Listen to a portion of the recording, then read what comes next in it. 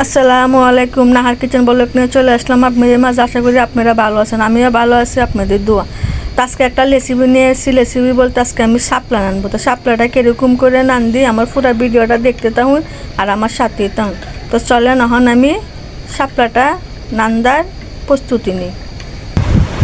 দেখেন আমার আঙ্গাইলে বেড়া কি আনছে, কতগুলা, এগুলো কি শাপলা। এই দেখেন, এটা হচ্ছে শাপলা। এগুলো আমাদের দেশ গ্রামে নদীর মাঝে হয়ে থাকে খানা, আর এখন এগুলো আমরা কিনে খাইতে হয়। আর কি আনছে দেখেন, ডেটা।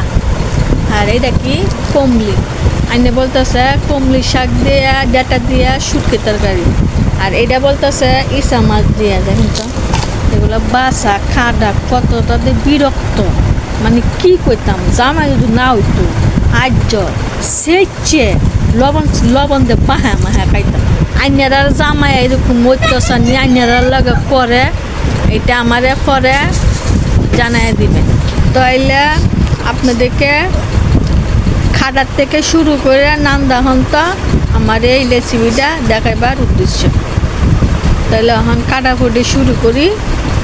আর কী দিয়ে নান দিই এখনও ভাবনা চিন্তা করতে পারতাছি না, বা ইসা শুটকি দিয়ে নানবো নাকি ইসা মাছ দিয়ে নানবো।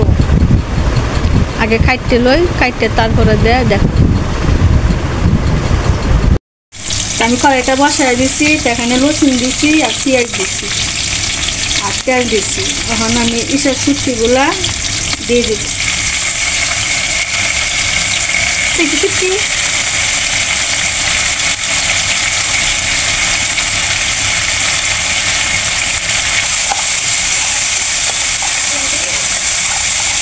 আপনারা চাইলে এইসব শুটকি দিয়েও নানতে পারেন, বা ডাল দিয়েও নানতে পারেন, বা শুধু ইসা মাছ দিয়েও নানতে পারেন, মানে যার কাছে যেটা ভালো লাগে।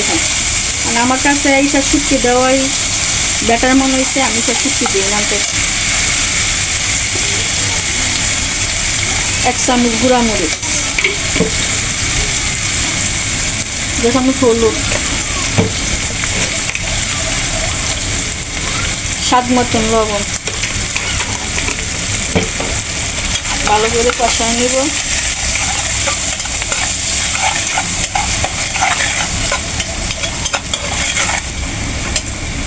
আমার কষানিটা হয়ে গেছে। আমি যেগুলা এগুলো কাইটে রাখছিলাম শাপলাগুলা একদম কাইটে ধুয়ে রাখছি, এখন এগুলো দিয়ে দিব।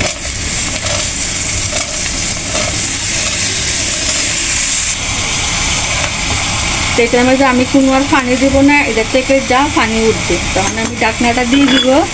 5 মিনিট পরে আস্তে আস্তে 5 মিনিট পরে চলে আসলাম। আমার তরকারিটা হয়ে গেছে, এখন আমি নামাই হবে।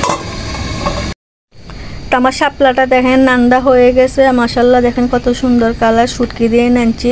তা আপনারা চাইলে শুটকি দিয়েও নানতে পারেন, বা ইসা মাছ দিয়েও নানতে পারেন, বা ডাল দিয়েও নানতে পারেন, বা ভাজিও করতে পারেন, যে যেরকম খাইতে চাই এরকম। তবে আমার কাছে শুটকিটা দিয়ে নানলে খুব ভালো লাগে। তো ভিডিও যদি আপনাদের কাছে ভালো লাগে বেশি বেশি করে লাইক করবেন, শেয়ার করবেন, নতুন ভিডিও পাইবার জন্য আপডেট করবেন। আর ভিডিওটা অবশ্যই আপনারা পুরাটা দেখবেন, পুরাটা দেখে মানে শুরুর থেকে পুরাটা শেষ পর্যন্ত দেখবেন। তাইলে আমার ভিডিওটা এই হন্তই। আসসালামু আলাইকুম।